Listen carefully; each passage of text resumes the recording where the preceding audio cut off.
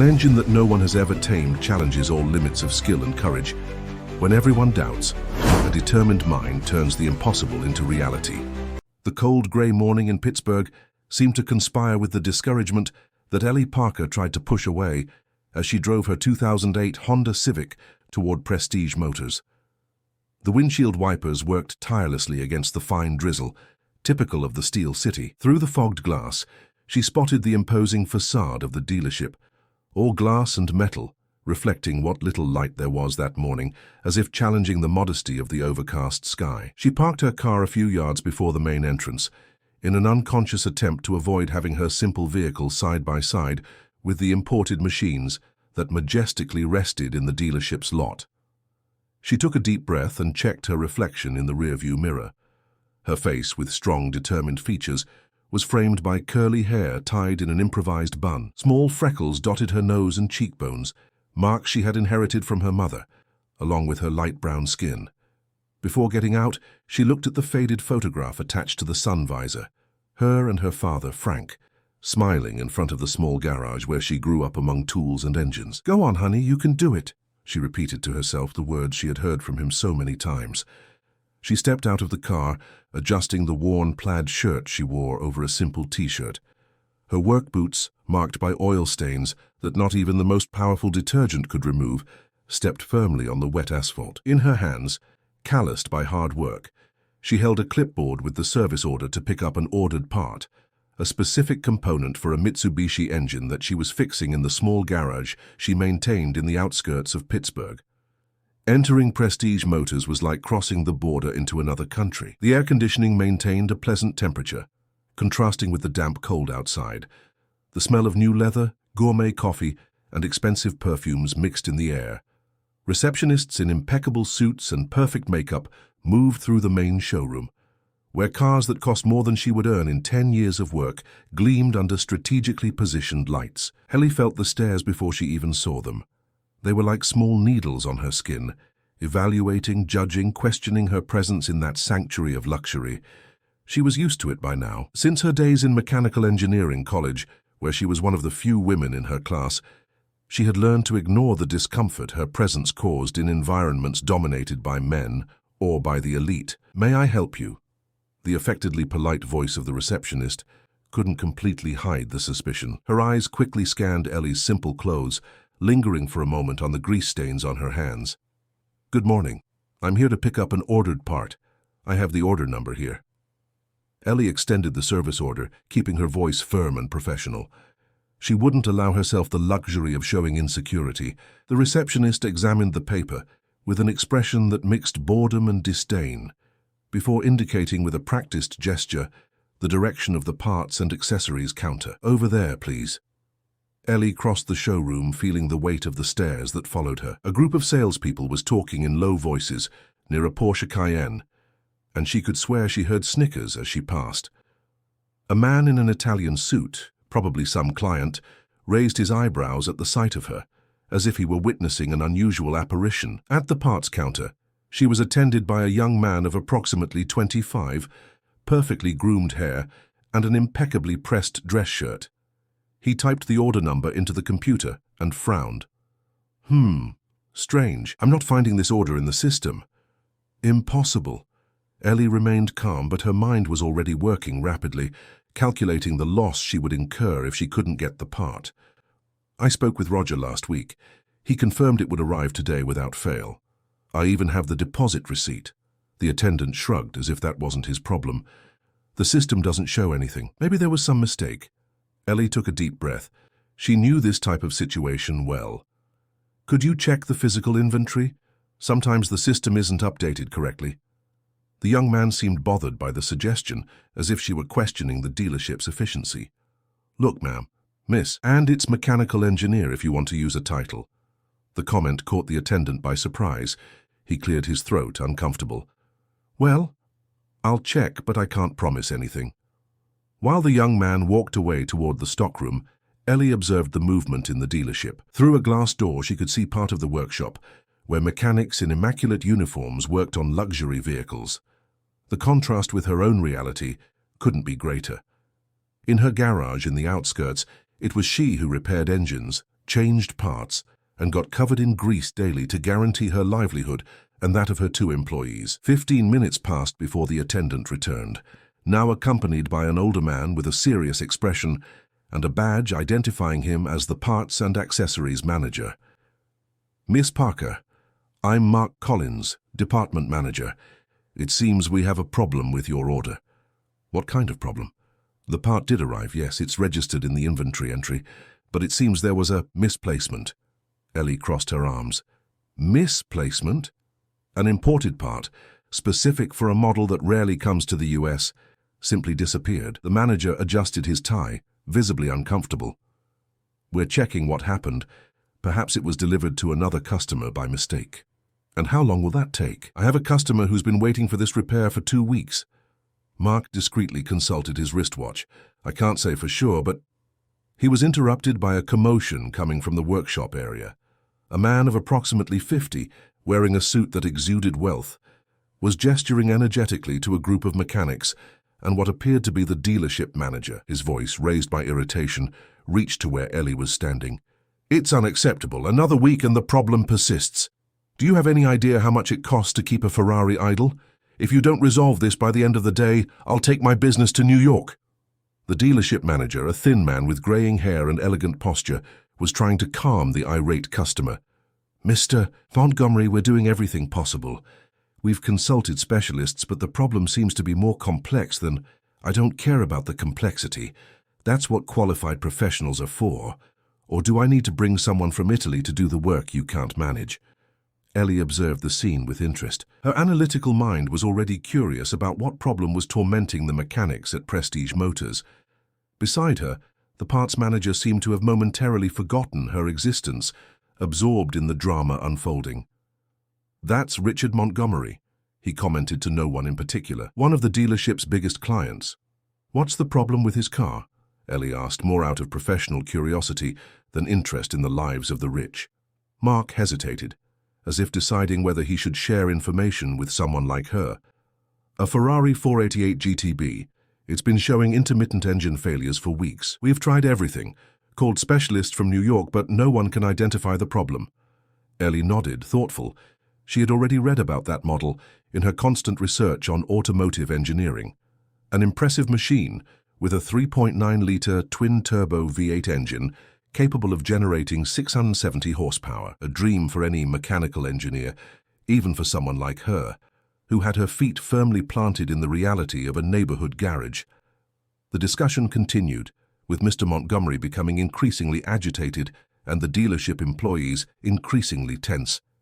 It was then that Ellie noticed something unusual. A teenage girl who was observing everything from a discreet corner of the dealership. Unlike the others present, she didn't seem embarrassed or anxious about the situation, but rather analytical, almost as if she were studying the behavior of the adults around her. If this story interested you, don't forget to subscribe to our channel and give it a like. Tell us what city you're watching from. We continue.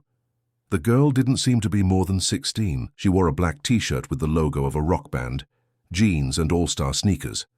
Her hair, dyed with blue streaks, contrasted with the conservative environment of the dealership. She carried a tablet in her hands and from time to time made notes while observing the discussion. There was in her a curious mixture of maturity and teenage rebellion that caught Ellie's attention. The conversation between Richard Montgomery and the dealership manager reached a new level of tension when the man slammed his hand on the hood of one of the cars on display. "This is the last deadline I'm giving you. End of the day today, or I'll have to reconsider my entire business relationship with you."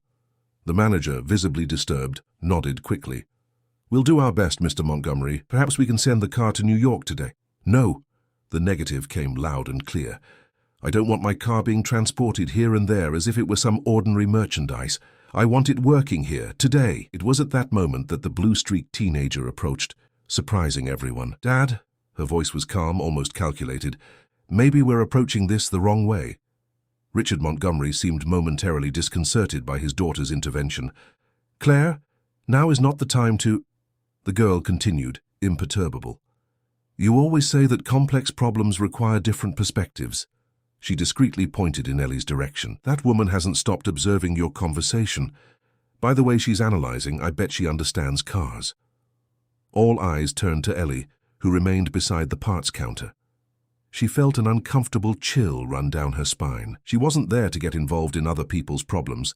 She just wanted her part, and to return to her garage in the outskirts, where less affluent but equally dependent customers awaited her and their vehicles. Richard Montgomery studied her for a few seconds, eyes narrowed in critical assessment. "And who might you be?" Before Ellie could answer, the parts manager stepped forward. "She's just a customer picking up an order, Mr. Montgomery. Nothing that could help with your Ferrari." Something in the way the man dismissed her lit a flame inside Ellie.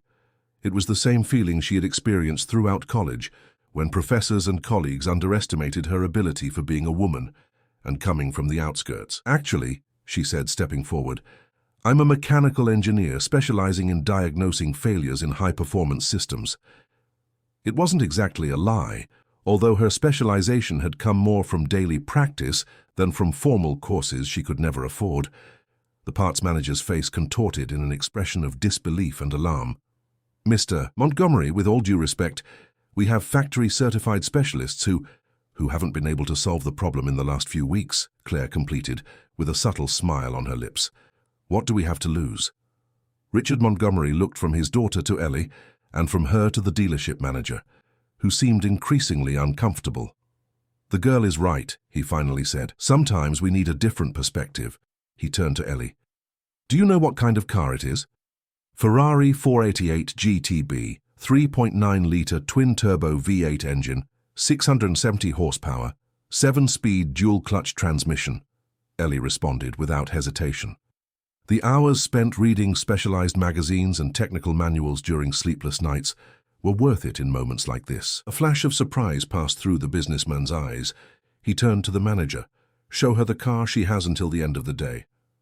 "But, Mr. Montgomery—" The manager tried to argue, but was interrupted by an impatient gesture. "End of the day," Richard repeated categorically. He turned to his daughter. "Claire, you have school. Let's go." "But, Dad, I want to see—" "It's not negotiable, Claire. Your driver is waiting." The teenager rolled her eyes with typical juvenile frustration, but didn't argue. Before following her father out of the dealership, she cast a curious look at Ellie and silently articulated a "good luck." As soon as the Montgomerys left, the dealership manager approached Ellie, his face a barely contained mask of irritation and concern. "I hope you realize what you've just done," he said in a low voice, yet charged with tension. "That is one of our biggest clients, and that car is worth more than many people earn in an entire lifetime." Ellie held the man's gaze without backing down. "I just want to take a look at the problem. If I can't solve it, you won't be in a worse situation than you already are." The manager took a deep breath, clearly trying to control himself. "Mark," he addressed the parts manager, "resolve her order issue and then take her to the workshop."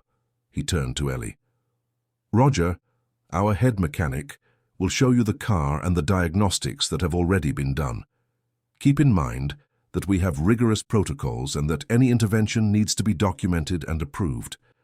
Ellie nodded, feeling a mixture of apprehension and excitement. Part of her knew she was getting into a potentially complicated situation, but another part, the one that grew up watching her father unravel the mysteries of the most complex engines, couldn't resist the challenge. After a few more minutes of waiting, during which the parts manager magically found the order that had been misplaced, Ellie was led to the workshop area. The contrast with her own garage in the outskirts couldn't be greater. While her workspace was functional yet modest, with well-maintained but often adapted tools, Prestige Motors' workshop seemed straight out of a futuristic film. Immaculately clean floors, tools organized on panels, state-of-the-art hydraulic lifts, and computerized diagnostics at each workstation. Roger, the head mechanic, was a man of approximately 40, with tired eyes that showed the stress of the past weeks. He received Ellie with a mixture of skepticism and barely disguised desperation. "So you're our savior?" The ironic tone was evident, but Ellie was already used to it. "I just want to see the problem," she responded simply. Roger led her to the back of the workshop, where, isolated like a precious relic, was the metallic red Ferrari 488 GTB. Even stationary, the vehicle seemed ready to launch at any moment, its aerodynamic lines suggesting speed even in immobility. "It's an incredible machine," commented Ellie, unable to hide her admiration. It was, corrected Roger, until it started showing inexplicable failures. When we accelerate above 4,000 RPM, the engine hesitates and sometimes fails completely. We've changed sensors, checked the injection, the ignition system, valves, everything. Nothing. While the mechanic spoke, Ellie noticed something strange. One of the younger mechanics, who was working at a nearby bench, was observing the conversation with unusual interest. When he realized she had noticed him, he quickly looked away and pretended to concentrate on the work he was doing. "May I see the diagnostic records?" asked Ellie, turning her attention back to Roger. The head mechanic hesitated for a moment, as if evaluating how much information he should share with a stranger. Finally, he picked up a tablet from a nearby table and handed it to her. "It's all there. Diagnostics, tests, interventions performed. We have cameras throughout the workshop, so—" He left the implicit threat hanging in the air. Ellie ignored the insinuation and began to analyze the data. In the first few minutes, she noticed something peculiar. "These records are incomplete," she commented, frowning. "There are gaps in the diagnostic logs, especially on the dates prior to the first reported failure." Roger crossed his arms, defensive. "Must be some systems synchronization error." Ellie didn't seem convinced. She continued navigating through the records, mentally noting inconsistencies and patterns that seemed out of the ordinary. "And this modification to the cooling system? It doesn't seem to be factory standard." Roger's face turned slightly pale. "What modification?" Ellie showed him the entry in the record. "Here, 3 weeks before the first failure. Adjustment to cooling system for performance optimization." There are no specific details about what was done. That must have been authorized by the owner. "Mr. Montgomery likes his cars to always be at the limit of their performance." Something in the mechanic's hesitant tone alerted Ellie that there was more to this story than he was willing to reveal. She decided not to press, for now. Instead, she asked to examine the engine. While Roger activated the system to open the rear hood, Ellie felt a presence beside her. It was the young mechanic who had been observing her earlier. Up close, he seemed even younger, perhaps just out of a technical course. "Excuse me," he said in a low voice, almost a whisper, while pretending to adjust something on the hood support. "Not everything in the records is true. If you want to discover the real problem, look for the system backup file on the secondary server and check the modification on the engine management chip." Before Ellie could respond or ask for more information, the young man quickly moved away, returning to his bench under Roger's suspicious gaze. The head mechanic cleared his throat, visibly uncomfortable. "Well, the engine is at your disposal. Good luck." Alone before the masterpiece of Italian engineering, Ellie felt the weight of responsibility on her shoulders. It wasn't just the luxury car of a rich businessman. It was her chance to prove, mainly to herself, that her knowledge and intuition were worth as much as the diplomas and certifications she could never fully obtain. With hands calloused by hard work, she began to explore the engine, looking for clues that others might have ignored. The complexity of the twin-turbo V8 engine revealed itself before Ellie's experienced eyes like an intricate mechanical puzzle. Her fingers traversed ducts, connections, and components with the delicacy of someone deciphering an ancient manuscript. For her, that engine wasn't just a machine. It was a technical narrative waiting to be read and understood. After almost an hour of meticulous analysis, her intuition began to point to paths. The cooling system showed subtle signs of recent intervention, with almost imperceptible tool marks on the connections of the main ducts. There was also a slight alteration in the coloration of one of the electronic connectors of the injection system, an indication of localized overheating that shouldn't occur under normal conditions. "Interesting," she murmured to herself, noting her observations in a worn small notebook she always carried in her back pocket. "Found something?" The voice caught Ellie by surprise. Turning around, she came face to face with the blue-streaked teenager, Claire Montgomery, who was observing her with intense interest. The girl had exchanged her casual clothes for a school uniform, but maintained the same analytical expression as before. "I thought you were in school," commented Ellie, frowning. Claire shrugged with typical youthful nonchalance. "I had a family emergency. At least that's what I told the coordinator." A mischievous smile bloomed on her lips. "So what did you discover?" Ellie hesitated. She didn't know how much she should share her suspicions with the teenager. On the other hand, there was something about the girl, a genuine curiosity, an evident intelligence that made her seem more mature than her years suggested. "There are signs of undocumented modifications," she finally answered, deciding to be partially honest, "and some anomalies in the cooling system that may be related to the failures." Claire's eyes sparkled with interest. "Can I help? I'm good with electronic systems. I've been programming since I was 12. Ellie couldn't help but smile. The girl's confidence reminded her of her own during adolescence, when she would dismantle and reassemble engines in her father's garage, to the amazement of regular customers. "I don't know if your father would approve." "My father only cares about results," Claire interrupted, approaching the engine. "Besides, this Ferrari is technically mine. It was an early gift for my 17th birthday." Ellie raised her eyebrows, surprised. "Quite a gift for a teenager. I can't officially drive it yet, of course, but my dad thought it would be educational." Claire leaned over the engine, observing the points that Ellie had been examining. "You know, I studied everything about this model even before he bought it. I know every specification, every design detail." She pointed to a specific section of the electronic management system, "including the fact that this version of the module shouldn't be here." Ellie followed the girl's finger and realized she was right. The engine control module had a slightly different coding than the standard for that model. "How did you notice that?" Claire smiled, proud. "I have a photographic memory for things that interest me, and cars interest me a lot." She took the tablet from her school backpack and opened a file. "Look, this is the original schematic of the 488 GTB's electronic system. Compare it with what's installed." While the two examined the differences, Ellie felt she was being watched. Discreetly, she looked around and noticed that the young mechanic who had given her the tip continued to cast glances in her direction. There was something in his posture, a tension, an expectation, that suggested he knew more than he was willing to say openly. "I need to access the complete system logs," said Ellie in a low voice to Claire. "You mentioned you're good with computers. Do you know how I can access the dealership's secondary server?" The teenager's eyes widened momentarily, then narrowed in complicity. "I can do better than that. Let's go to the diagnostic room. It's almost lunchtime. It'll be empty." Following Claire through the workshop's workstations, Ellie noticed how the girl moved with familiarity through the space, greeting some mechanics by name and completely ignoring the disapproving look from Roger, who was observing them from a distance. The diagnostic room was smaller than Ellie had imagined, but equipped with cutting-edge technology. 3 workstations with high-performance computers were arranged in a U-shape, all connected to a central server. "This is where they make the magic happen," explained Claire, sitting in front of one of the terminals. Her fingers flew over the keyboard with impressive speed, or at least where they should. Most mechanics only use the basic diagnostic software without exploring all the system's capabilities.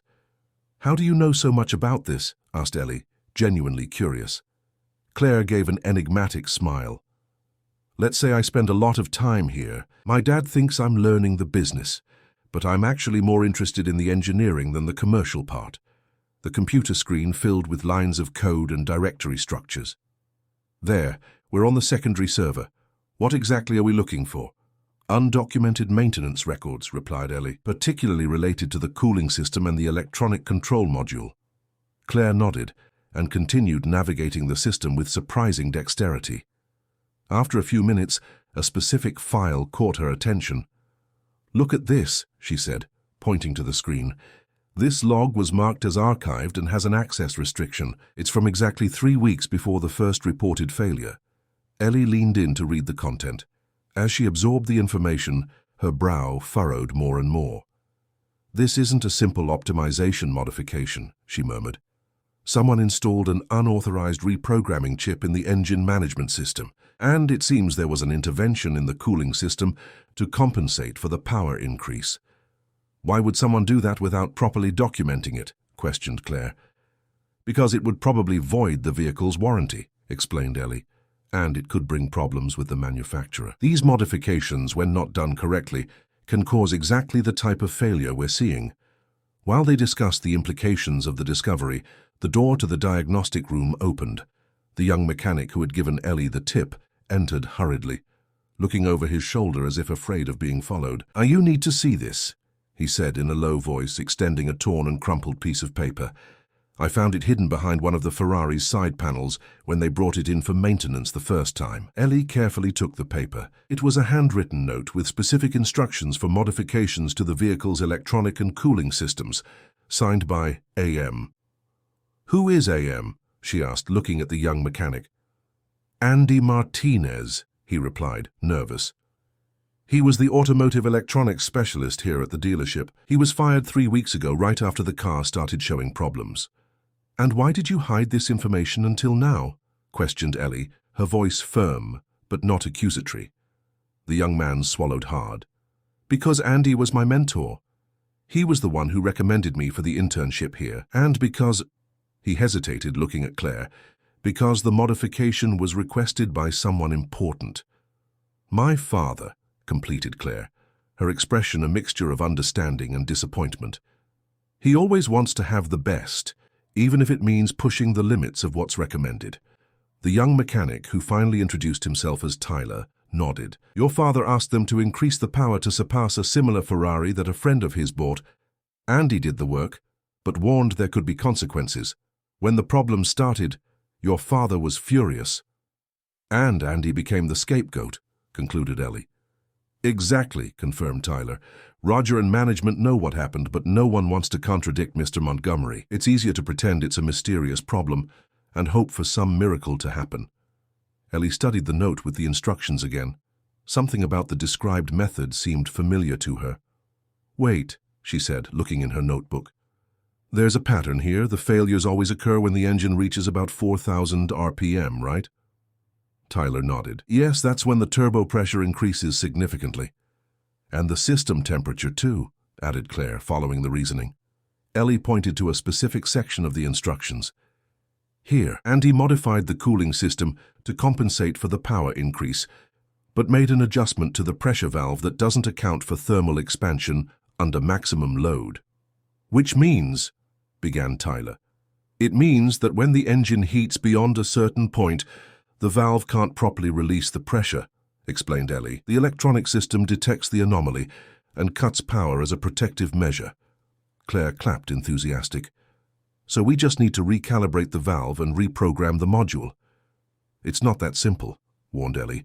"We need to completely reverse the unauthorized modifications or make significant adjustments to the entire system. And any intervention needs to be done with extreme care to not cause permanent damage." The sound of approaching footsteps in the hallway interrupted the conversation. Quickly, Claire closed the files on the computer while Tyler kept the revealing note in his pocket. Roger appeared at the door, his suspicious gaze scanning the three. "What's going on here?" "Detailed analysis," replied Ellie with studied calm. "We're checking some historical parameters of the vehicle to identify patterns of engine behavior." The head mechanic didn't seem convinced. "And you need a teenager for that?" "I'm the car owner's daughter, in case you've forgotten," retorted Claire, raising her chin in defiance. "I have every right to follow the process." Roger took a deep breath, visibly trying to control his irritation. "Mr. Montgomery called. He wants a progress report in an hour." He looked directly at Ellie. "I hope you have something positive to tell him." When the man left, the three exchanged tense looks. "What do we do now?" asked Tyler. Ellie was silent for a few seconds, mentally organizing the next steps. Her mind went back to the long nights in her father's garage, when he faced seemingly unsolvable problems in complex engines. "Go on, honey, you can do it," he would always say whenever he saw her hesitating before a challenge. "Now," she finally said, a renewed determination in her voice, "we're going to fix this car, but we'll need specific tools that I'm not seeing here in the workshop." "What kind of tools?" asked Claire, already typing on her tablet. "The kind that probably isn't in the official inventory of a luxury dealership," replied Ellie with a small smile. "Tyler, do you know any neighborhood garage nearby? The kind that fixes everything from Beetles to trucks?" The young mechanic frowned, confused. "There's Mr. Jenkins, about 15 minutes from here. But what—" "Perfect," interrupted Ellie, already heading to the door. "Claire, I need you to distract Roger for half an hour. Tyler, you come with me." "Where are we going?" asked the intern, still confused. Ellie smiled, a gleam of challenge in her eyes. "To get the tools my father taught me to use, the ones that don't appear in the official manuals. But that saved the day when everything else fails." As they discreetly left the dealership, Ellie couldn't help but think about how her search for a simple, ordered part had transformed into a mission that could change much more than the functioning of a Ferrari engine. For her, that challenge had become a matter of honor, not just proving her worth to others, but mainly reaffirming to herself that the knowledge acquired in the garages of the outskirts was worth as much as the framed certificates that adorned the walls of Prestige Motors. Mr. Jenkins' garage was exactly as Ellie had imagined, a spacious and somewhat chaotic warehouse, where the smell of oil, rubber, and molten metal formed a familiar symphony for her senses. Vehicles of all types and ages occupied the space, from a meticulously restored 1972 VW Beetle to a modern pickup truck undergoing repairs. The walls were covered with tools hanging on improvised panels, and calendars from various years displayed women in sensual poses next to powerful cars. The owner, a gentleman of approximately 70 with calloused hands permanently stained with grease, raised his eyes from a carburetor he was adjusting when Ellie and Tyler entered. "Can I help you?" he asked, his tone somewhere between suspicious and curious. Ellie stepped forward with the confidence of someone who feels at home in environments like that. "Good morning. I'm Ellie Parker, mechanical engineer. We need some specific tools for a job that's, let's say, unconventional." The old mechanic studied her for a few seconds, his experienced eyes evaluating not just her appearance, but the way she carried herself in the garage environment. "Parker," he murmured, as if the surname awakened some memory. "By any chance, are you related to Frank Parker, from Frank's garage over in Riverside?" A genuine smile illuminated Ellie's face. "He was my father." Mr. Jenkins's countenance immediately softened. "Frank, that rascal was a genius with engines. We did a lot of work together in the 80s before he opened his own garage." He extended his hand, now with enthusiasm. "Joe Jenkins, but everyone just calls me Jenkins. Any daughter of Frank's is welcome here." Ellie shook the man's hand, feeling an unexpected wave of emotion. Even 5 years after her father's passing, it still surprised her how his legacy remained alive in the Pittsburgh mechanics community. "So, what kind of tools do you need?" asked Jenkins, already moving between the workbenches. "We're working on a Ferrari 488 GTB, explained Ellie, following him. "I need tools for fine adjustment of pressure valves and mainly a resonance frequency analyzer for cooling systems." Jenkins stopped and turned to her, an eyebrow raised in astonishment. "Ferrari? You work at that fancy dealership, Prestige Motors?" Tyler, who until then had remained silent, intervened. "I work there as an intern. Ellie is helping us with a complicated problem." The old mechanic let out a hoarse laugh. "I can imagine. Those rich boys with diplomas can't fix anything without the computer telling them exactly what to do." He winked at Ellie. "Your father always said that a good mechanic needs to listen to the engine like someone listening to music. The computer helps, but intuition is priceless."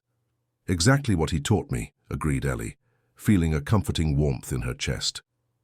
Jenkins disappeared into the back of the garage and returned minutes later carrying an old but well-maintained toolbox. "Here, I don't use these beauties anymore since arthritis tightened its grip, but they're in perfect condition."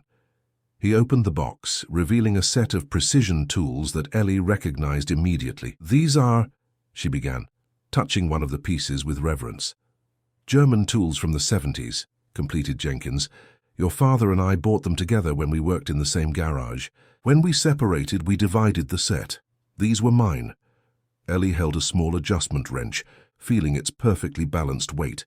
It was identical to one that her father kept as a treasure and that she now kept in her own toolbox. "And this," continued Jenkins, removing a device that looked like a mixture of a medical stethoscope and a rudimentary oscilloscope, "is the frequency analyzer you asked for. Handmade by a Russian engineer who passed through Pittsburgh in the 90s. Works better than these modern digital equipments for detecting abnormal vibrations in pressurized systems." Tyler observed the interaction with evident fascination. For the young intern, accustomed to standardized procedures and cutting-edge technology at Prestige Motors, that moment was like a window into a different world, one where mechanics was as much science as art. "I can't accept this," said Ellie, aware of not just the monetary but sentimental value of those tools. Jenkins made a dismissive gesture with his hand. "I'm not giving, I'm lending. Besides," his gaze became distant for a moment, Frank would have done the same for me. He always said that tools were made to work, not to gather dust. After gathering everything they needed and hearing some stories about her father that Ellie had never heard before, she and Tyler were preparing to return to the dealership when Jenkins gently held her arm. "Ellie, your father was the best mechanic I ever knew, but he faced a lot of prejudice for not having a diploma and for coming from where he did. I see that you inherited not just his talent, but also his determination." He lightly squeezed her arm. "Go there and show those fancy boys how to fix a real car."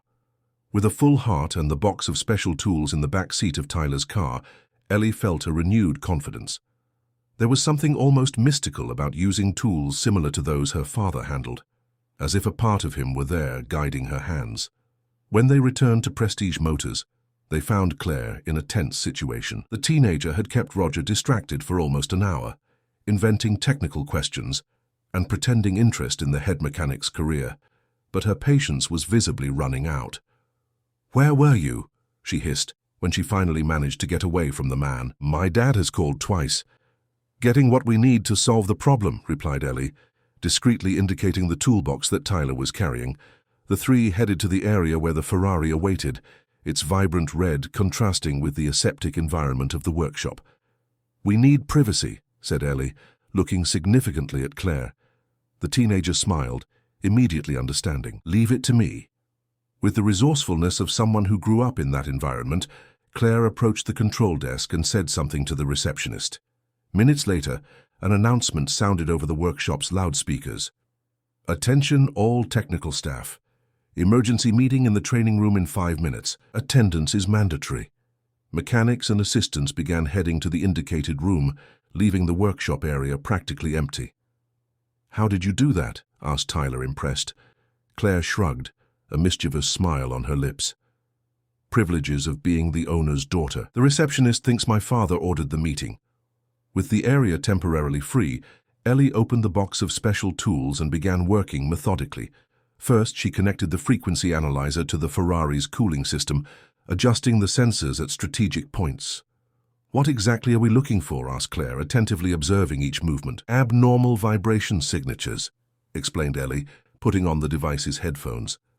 "Each system has its own voice when it's functioning. An irregularity creates specific patterns that can be detected even before they appear in digital readings."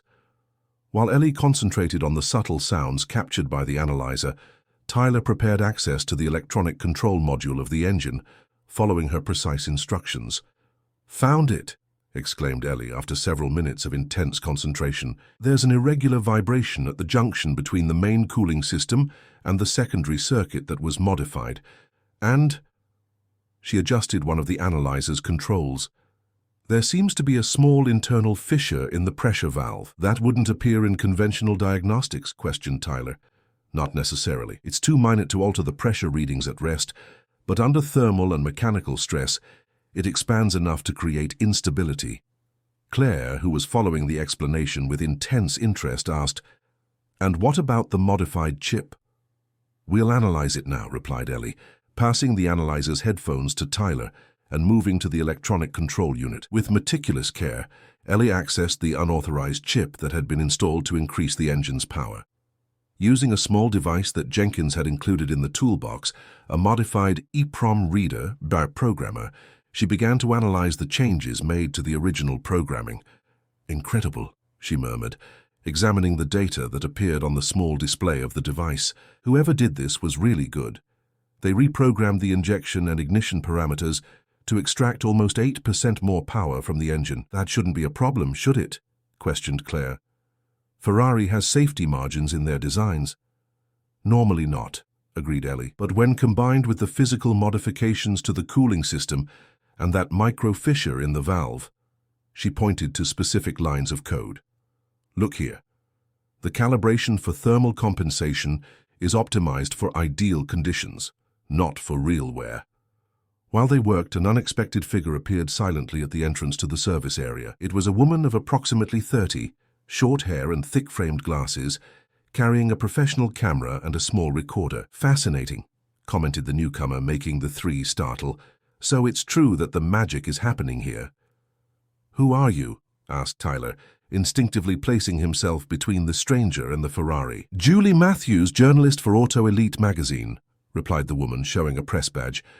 "I'm doing a story on luxury dealerships and heard rumors about a mysterious engineer solving the enigma of the untamable Ferrari." Her intelligent gaze fixed on Ellie. "I imagine that's you." Before Ellie could respond, Claire stepped forward, instantly assuming a posture that resembled her father. "This is private property, and you don't have authorization to be here, much less to photograph." The journalist smiled, imperturbable. "I do have authorization, dear. Your father personally signed my permission to document the dealership's activities for a special report. And this," she made an encompassing gesture to the unusual scene, "is definitely special." Ellie felt a chill down her spine. The presence of a journalist complicated everything. If the unauthorized modifications to the vehicle came to light, there could be legal consequences for the dealership, and by extension, for Claire's father. "There's nothing special happening here," said Ellie, keeping her voice firm. "Just routine maintenance with some alternative tools." Julie raised an eyebrow, skeptical. "Alternative tools? On a $500,000 Ferrari?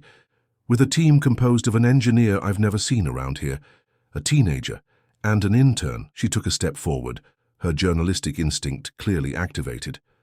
"There's a story here, and stories are my business." A tense silence settled. Ellie exchanged quick glances with Claire and Tyler, a silent communication passing between them. Finally, it was Claire who spoke. "If there's a story here, it's about innovation and collaboration," she said with a maturity surprising for her age. "And that story will only be complete when we finish the work. Why don't you come back in?" She consulted her watch. 2 hours. We'll have something really interesting to show you then." The journalist considered the proposal for a few moments, her eyes calculating possibilities. 2 hours, she finally agreed, "but I'll want exclusivity on whatever is happening here." When Julie left, the three breathed in relief. "This complicates things," commented Tyler, concerned. "Or simplifies them," replied Ellie, turning her attention back to the work. "Now we have a defined deadline and extra motivation." Claire smiled, admiring the engineer's posture. "Do you always see the positive side of things?" Ellie paused, remembering her father again. "Not always, but I learned that when you come from where I come from, either you find opportunities where others see problems, or you simply don't advance." With renewed determination, Ellie returned to the modified chip. After a few more minutes of analysis, her expression brightened. "I have the solution," she announced. "We need to replace the damaged pressure valve and reprogram the chip to work in harmony with the modified cooling system, instead of forcing it beyond its limits." "We have original valves in stock," informed Tyler. "And what about the reprogramming?" asked Claire. "We don't have the original source code." Ellie smiled, a gleam of confidence in her eyes. "We don't need it. With this small programmer and the tools we brought, I can perform reverse engineering on the chip, preserving the performance improvements but adjusting the critical parameters." As they prepared for the more delicate intervention, Ellie felt the weight of responsibility on her shoulders. It wasn't just a luxury car at stake, but the dealership's reputation, the pride of Claire's father, and perhaps more importantly, the proof that the practical knowledge and intuition she had inherited from her father were as valuable as any official certification. If this story interested you, don't forget to subscribe to our channel and give it a like. Tell us what city you're watching from. We continue. Time seemed to acquire an elastic quality as Ellie worked. With the precision of a surgeon, she carefully removed the damaged pressure valve from the cooling system, her hands moving with the assurance of someone who intimately knows the delicate balance between force and gentleness necessary to handle high-performance components. Beside her, Claire and Tyler formed a surprisingly efficient team. The teenager, with her sharp mind and photographic memory, anticipated needs and offered valuable insights. The intern, in turn, demonstrated impressive practical skills for someone so young, passing tools and assisting in complex procedures with the resourcefulness of an experienced professional. "The original valve is ready for installation," announced Tyler, returning from the stockroom with the carefully packaged part. Ellie examined the component with a critical eye before nodding in approval. "Perfect. Now we need to adapt the fitting so it's compatible with the modifications already made to the system." Claire, who was working on a laptop connected to the electronic control module, raised her eyes. "I've isolated the modified parameters in the chip. It's impressive. Whoever did this really knew what they were doing." "Andy was brilliant," commented Tyler with a tone of admiration and sadness. "But he was always pressured to do more faster, without considering all the implications." While adjusting the new valve, Ellie reflected on how that situation mirrored so many others she had already experienced. Pressure for immediate results, cutting corners, unforeseen consequences, a familiar dance in the world of engineering, especially when large sums of money and even larger egos were involved. "What happened to Andy after he was fired?" she asked, keeping her eyes on the delicate work her hands were performing. Tyler hesitated before answering. "No one knows for sure. I heard he went back to his hometown in rural West Virginia. Others say he went to work with race car preparation in New York."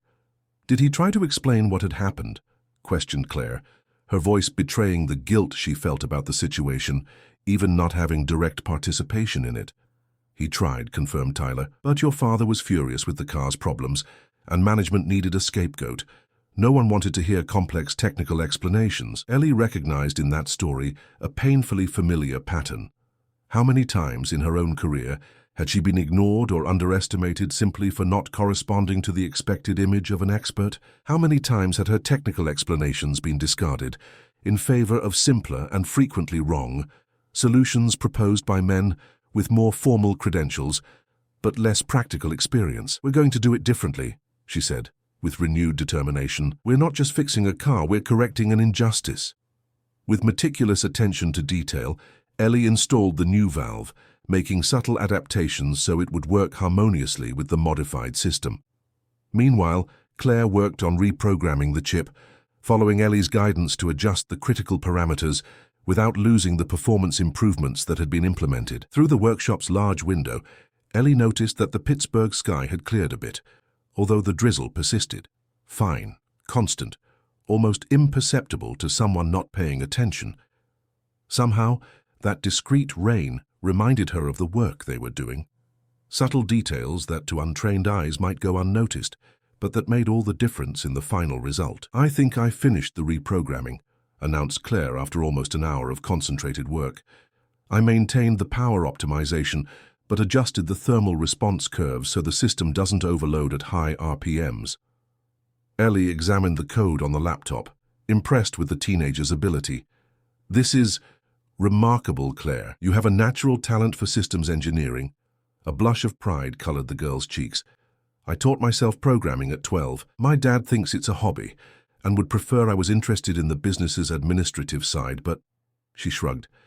"Engines and code are much more interesting than financial spreadsheets." Tyler, who had finished connecting the last ducts of the cooling system, joined them. "Are we ready for the initial test?" Ellie consulted her watch. Almost 90 minutes had passed since the journalist's visit. "We have to be efficient.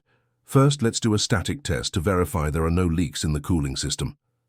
With the preparations finalized, Ellie sat in the Ferrari's luxurious leather seat. The vehicle's interior was a study in minimalist elegance, each detail designed for maximum performance without sacrificing comfort and aesthetics. Her fingers, still marked by hard work, seemed strange against the steering wheel covered in Italian leather and carbon fiber. "Moment of truth," she murmured, inserting the electronic key into the panel. The twin-turbo V8 engine awakened with a deep, powerful roar that soon established itself in a contained purr, like a purebred feline that knows its own power and doesn't need to constantly demonstrate it. Claire and Tyler attentively observed the monitors connected to the Ferrari systems, checking temperatures, pressures, and electronic parameters. "Cooling system stable," reported Tyler after a few minutes. "Electronic parameters within expectations," confirmed Claire, a smile beginning to form on her lips. "It worked," Ellie maintained caution. "This is just the first test. The real proof will come when we subject the engine to high RPMs." As if summoned by these words, Roger appeared at the workshop entrance, his face a mask of contained irritation. "What do you think you're doing?" he demanded, approaching with large steps. "Who authorized starting the vehicle?" Claire rose to her full height, small but determined. "I authorized it. The car belongs to my father, and technically will be mine soon." That doesn't change the dealership's protocols, retorted Roger, his gaze alternating between the teenager and Ellie, still seated at the wheel. Any test must be supervised by a factory-certified mechanic, like the same certified mechanics who haven't been able to solve the problem in the last few weeks, questioned Ellie, calmly exiting the vehicle. Look at the parameters yourself. The system is stable, without fluctuations in temperature or pressure. Roger reluctantly examined the monitors, his furrowed brow gradually giving way to a poorly disguised expression of surprise. How? We identified and replaced a pressure valve with a microfissure, explained Ellie, maintaining a professional tone, and we readjusted the electronic system to work in harmony with the modifications made previously. What modifications? There were no authorized modifications to this vehicle, Roger quickly replied. Too quickly. Ellie just stared at him, her silence more eloquent than any verbal accusation. After a few tense moments, it was Tyler who broke the impasse. Boss, we know about the reprogramming chip and the alterations to the cooling system. We also know about Andy and why he was fired. Roger's defensive posture began to crumble. His shoulders fell slightly, and a tired sigh escaped his lips. You don't understand the pressure, he finally said. Mr. Montgomery doesn't accept no as an answer. When he demanded more power to surpass his friend's car, we had only two options: do what he wanted or risk losing our biggest client. And when things went wrong, Andy became the perfect scapegoat, completed Claire, her voice mixing understanding and disappointment. Roger at least had the decency to look ashamed. It wasn't an easy decision. They rarely are, commented Ellie, but now we have the chance to fix what was broken, both in the car and in the whole situation. Before the conversation could continue, a commotion at the dealership entrance caught everyone's attention. Richard Montgomery had arrived, accompanied by the general manager and, to Ellie's surprise, journalist Julie Matthews. Where's my car? And who is this woman who is supposedly performing miracles? The businessman's voice echoed through the environment, causing all mechanics and employees who had returned to the workshop to pause their activities. Claire ran to intercept her father, gesturing animatedly while explaining something that Ellie couldn't hear from the distance where she was. Richard's expression oscillated between skepticism and curiosity as his daughter spoke, occasionally casting glances in the direction of the Ferrari and Ellie. Finally, the group approached the area where the vehicle was being tested. Richard Montgomery was even more imposing up close. Tall, impeccably dressed in a tailored Italian suit, with keen eyes that seemed to evaluate everything and everyone in terms of monetary value. So you're the miracle engineer, he said, studying Ellie without disguising his judgment about her simple clothes and worker's hands. There are no miracles in engineering, Mr. Montgomery, replied Ellie calmly. Just careful observation, technical knowledge, and sometimes unconventional approaches. The businessman raised an eyebrow, a brief flash of interest in his eyes. Claire tells me you discovered and solved a problem that left my specialists perplexed for weeks. He emphasized the word with slight disdain, casting a disapproving look at Roger. Is that true? We believe we've identified and corrected the cause of the failures, confirmed Ellie, but we'll only know for sure after complete tests under load. And what problem would that be exactly? Asked the businessman, crossing his arms. Ellie perceived the dilemma that presented itself. Revealing the whole truth would mean exposing the unauthorized modifications, a decision that could have serious consequences for the dealership and its employees. On the other hand, her professional integrity demanded honesty. It was Claire who found the middle ground. Dad, remember when you asked for those improvements to surpass Uncle Robert's car? The teenager carefully chose her words. The failures were related to a component that wasn't properly adapted to support the special use you make of the car. Richard narrowed his eyes, understanding the implied message. I see. And that was corrected? We believe so, replied Ellie. We maintained the performance improvements, but adjusted the systems to work harmoniously. Journalist Julie, who was observing the interaction with professional interest, stepped forward.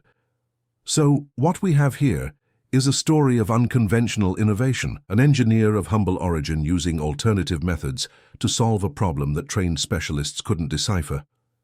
Richard Montgomery studied the journalist for a moment, clearly calculating implications. Then, surprisingly, a slow smile formed on his face. Exactly, he confirmed, suddenly enchanted with the narrative. Prestige Motors always seeks innovative talents, even in unexpected places. Isn't that right, August? He directed a significant look at the general manager, who quickly nodded. Certainly, Mr. Montgomery.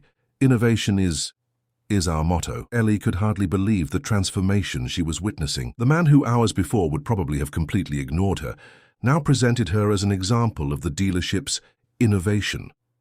The irony didn't escape her, but she decided that this wasn't the moment for confrontations. So, continued Richard, turning to Ellie, when can we effectively test if the problem has been solved? We can do a controlled test right now, she replied, but I recommend a test on a closed track to evaluate the complete performance under real conditions. The businessman consulted his wristwatch, a Patek Philippe that probably cost more than Ellie earned in a year. I have a meeting in 40 minutes. Let's do the controlled test now, and if the results are promising, I'll schedule myself for a complete test at the track tomorrow. He turned to Julie. You're invited to document everything, naturally.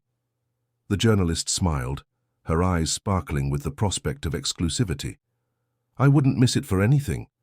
The preparations for the test were carried out with meticulous efficiency. The Ferrari was positioned on a dynamometer, equipment that allows testing the engine's power with the vehicle stationary, and additional sensors were installed to monitor every aspect of the functioning. Richard insisted on sitting at the wheel, with Ellie occupying the passenger seat to closely monitor the vehicle's behavior. Claire and Tyler, along with Roger and other mechanics, observed the data in real time on the monitoring screens, while Julie documented everything with her professional camera. Let's start gradually, instructed Ellie. Increase the RPM slowly up to 3,000 and maintain for 30 seconds. Richard nodded, an expression of intense concentration on his face as he pressed the accelerator with controlled precision. The roar of the V8 engine filled the workshop, reverberating off the walls and making everyone's chest vibrate. 3,000 stable RPMs, announced Claire, observing the monitors, normal temperature and pressure. Very good, said Ellie. Now increase to 4,000 RPM, the range where the problems started to appear. A tense silence settled among the observers as Richard gradually increased the acceleration. The sound of the engine rose in intensity and frequency, but remained surprisingly smooth. No sign of the hesitation or failure that had tormented the vehicle in the previous weeks. 4,000 stable RPMs, reported Claire, her voice betraying contained excitement. All parameters within normal. Ellie monitored the sensations of the vehicle, the subtle vibrations, the almost imperceptible sounds that only trained ears could detect. Everything indicated perfect functioning. Continue to 5,000 RPM, she instructed, allowing herself a small smile of satisfaction. Richard obeyed, gradually increasing the pressure on the accelerator. The sound of the engine evolved to a powerful roar, the tachometer needle steadily rising until reaching the mark of 5,000 revolutions per minute. The Ferrari vibrated with contained energy, like a wild animal eager to be freed. 5,000 stable RPMs, announced Claire, her smile now impossible to contain. Temperature, pressure, air-fuel mixture, all perfect. The tension that hung in the air began to dissipate, replaced by a growing wave of excitement. Mechanics exchanged impressed looks, some even discreetly applauding. Can we go beyond? Asked Richard, an almost childlike gleam of enthusiasm in his eyes. Ellie hesitated momentarily. Going beyond would mean subjecting the engine to conditions closer to extreme, but it would also represent the definitive test for her modifications. Let's go to 6,000 RPM, she decided, but gradually. As Richard increased the acceleration, Ellie attentively observed each response of the vehicle. The engine continued to sing perfectly, without hesitation, without failures. When the tachometer marked 6,000 RPM, the entire workshop seemed to vibrate with the magnificent sound of the Italian V8 functioning in its fullness. 6,000 stable RPMs. Claire's voice barely rose above the engine's roar. All parameters optimal. Richard maintained the acceleration for almost a minute, before gradually reducing the RPMs until the engine returned to the smooth purr of idle. For a few moments, no one spoke, the sudden silence almost as impressive as the previous roar. It was the businessman who broke the moment of reverence. It worked, he said simply, a genuine smile illuminating his usually austere face. It really worked. Ellie finally allowed herself to relax, feeling the relief and satisfaction of a job well done flowing through her tired body. The adjustments were successful, she confirmed, but I still recommend the track test to validate the performance under real conditions. Richard nodded, exiting the vehicle with energetic movements that made him seem years younger. Tomorrow, 10 a.m. at the track. He turned to Julie. You're invited, naturally. This deserves to be properly documented. The journalist, who had recorded the entire test with her camera, smiled satisfied. I wouldn't miss it for anything.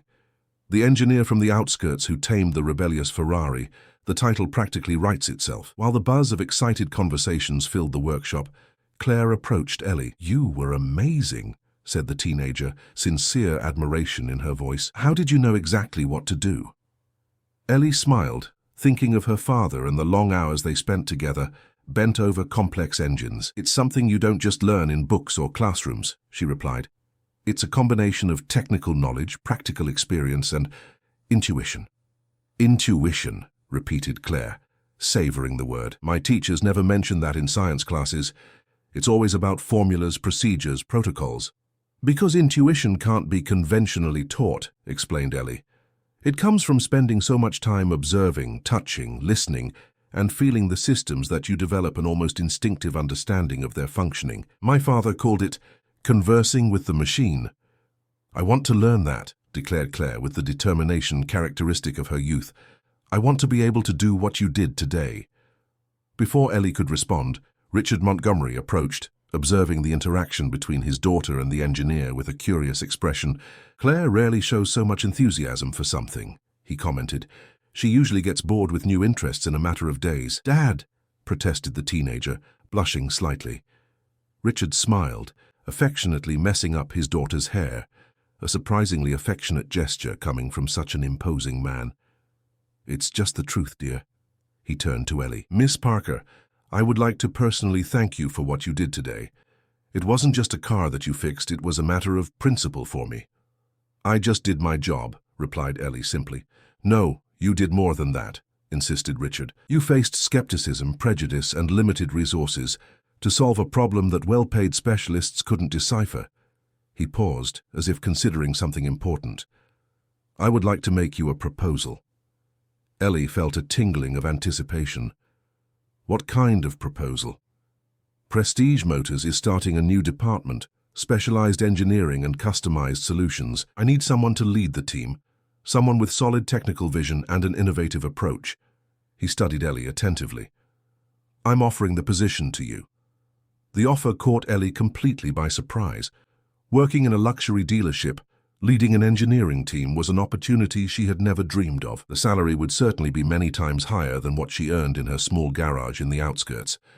It would be the type of job that would offer financial security, professional recognition, and the chance to work with cutting-edge technology. But as she considered the proposal, her thoughts turned to her modest garage, to the customers who depended on her, many of whom paid in small installments or sometimes with exchange of services. She thought of her two employees, Jack and Danny, who had trusted her when no one else would give a job to an ex-convict and a young man without formal experience. She thought of the single mothers who could leave their cars for repair because she offered a fair price and the option to pay when they could. I sincerely thank you for the offer, Mr. Montgomery, she finally said. It's extremely generous, and I have no doubt it would be a fascinating job. Richard smiled, clearly pleased with what he interpreted as acceptance. Excellent. We can discuss the details tomorrow after the test at the track.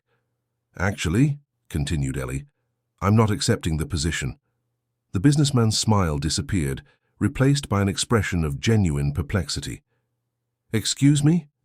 I have my own garage, explained Ellie. It's not big or luxurious, but it serves people who really need their vehicles working to go to work, take children to school, care for sick relatives. People for whom a car isn't a luxury or pleasure item, but a vital necessity. Richard Montgomery seemed truly confused, probably the first time in many years that someone had refused an offer of his. I can double the initial salary I had in mind, he proposed. Ellie smiled gently. It's not a question of money, Mr. Montgomery. It's about purpose. Claire, who was observing the interaction with intense interest, intervened. What if it were a collaboration, Dad? Miss Parker maintains her garage but works as a consultant for Prestige Motors in special cases. Richard looked at his daughter with an expression that mixed surprise and pride. A creative solution, he acknowledged. He turned to Ellie. What do you think? The alternative proposal immediately resonated with Ellie. It would allow her to maintain her commitment to the community she served, while still taking advantage of the opportunity to work with advanced technology and expand her professional horizons. That seems like an interesting solution to me, she agreed. I could dedicate a few days per month to the dealership's special projects. 3 days per week, counter-proposed Richard. 1 day per week, plus availability for emergencies, Ellie countered. The businessman smiled, clearly appreciating the negotiation. 2 days, and you'll have complete access to the dealership's technical resources for your continued education. Ellie considered the final offer.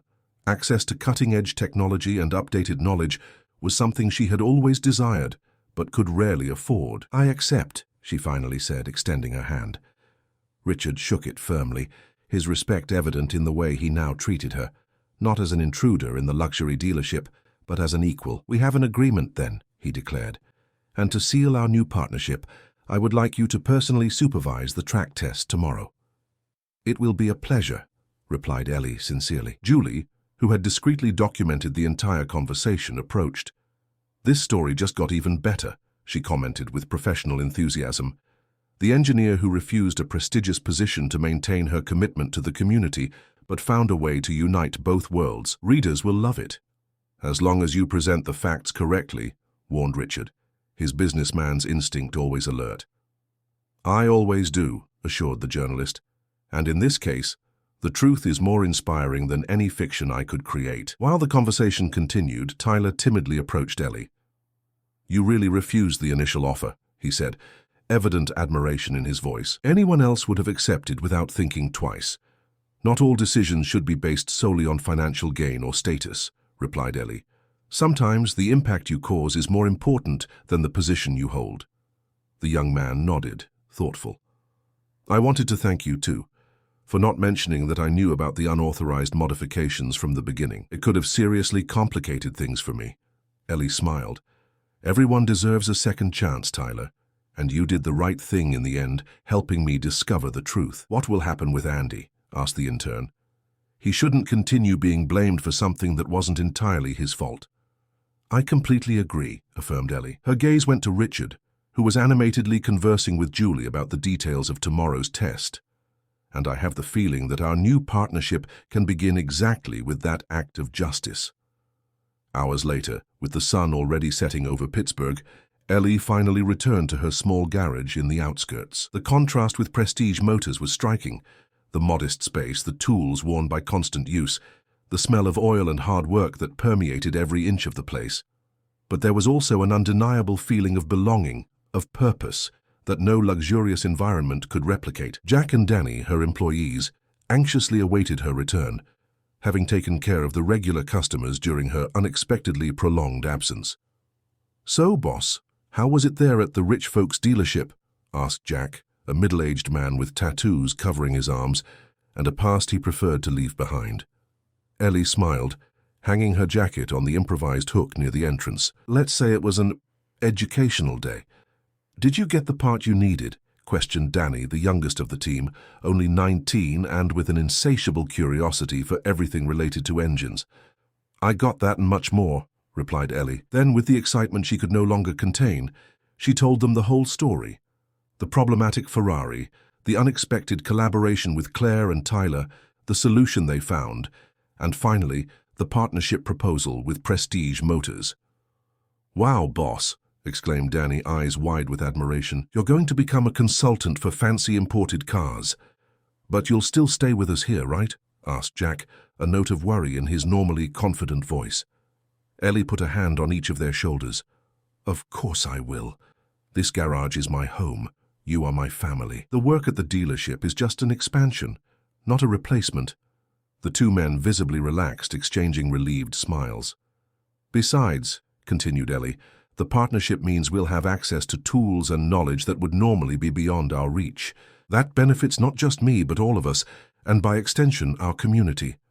While they talked about the possibilities that were opening up, Ellie noticed that her gaze continued to turn to the faded photograph on the wall, her and her father, in front of the garage years ago. In the image, Frank Parker had an arm around the shoulders of his teenage daughter, his smile full of pride and confidence in her potential. Approaching the photograph, Ellie gently touched the image of her father. "I did it, Dad," she murmured quietly. "Not in the way we imagined, but I did it." In that moment, she could almost hear his voice, as clear as in the days when they worked side by side. "Go on, honey, you can do it." And she had done it, not just fixing a luxury car or impressing powerful people, but staying true to her values and principles, finding a path that honored her past while opening doors to an even more promising future. The next morning, as she prepared for the track test, Ellie received a message on her cell phone.